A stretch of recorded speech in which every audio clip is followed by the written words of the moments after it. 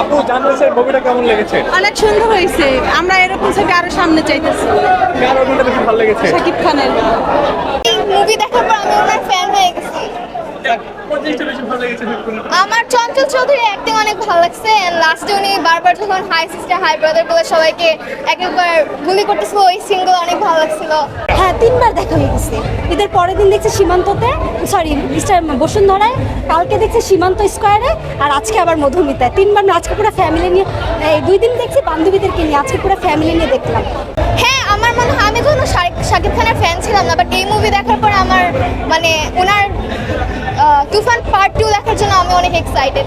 মানে এমন অ্যাকশন, এইরকম মানে কি বলবো, মানে এত গেমিং, কে কাকে নিয়ে গেম খেলতেছে, কে কাকে নিয়ে, মানে শেষ পর্যন্ত না দেখলে বোঝা যায় না। মানে ভালো লাগার কোনো শেষ নেই।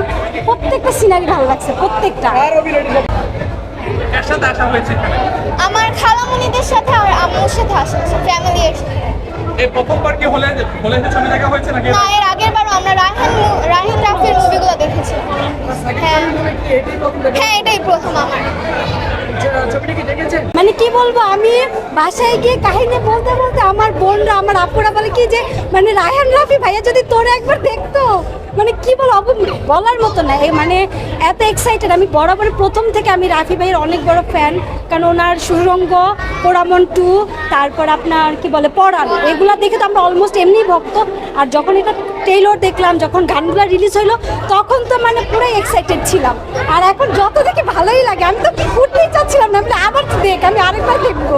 তাহলে আর দেখার ইচ্ছা আছে কিনা? হ্যাঁ, অলরেডি 3বার দেখছি, আরো 2বার দেখার ইচ্ছা আছে। অবশ্যই সাকিব খানের মেগা স্টার, তারপরে চঞ্চল চৌধুরী, দেন মিমি চক্রবর্তীর, প্লাস আমাদের নাবিল আপুর, সবার। শাকিব খানের মুভি কবে থেকে দেখা হয়? আপনার প্রিয়তমাটা দেখে অনেক ভালো লাগছে। দেন প্রিয়তমার পরে মানে আপনার গত বছর বেরোলো রাজকুমারটা দেখছি। আর এটা দেখে তো পুরাই মানে পাগলা ভক্ত যারে বলে। দেন আমার ভাগ্নিও, ও ক্লাস 9-এর পর, ও কখনোই বাংলা মুভি দেখতোই না, ওকে কিন্তু আমি জোর করে নিয়ে আসছি, তুমি দেখো।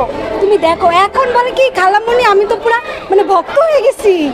ও বলতেছে মানে পারে না এখনই, যে তুফান 2 লোডিংটা আসলো না, বলে কি আমরা এখন টিকিট বুকিং করে রাখি, মানে হ্যাঁ এখন ও টিকিট বুকিং করে রেখে দিবে, এরকম অবস্থা।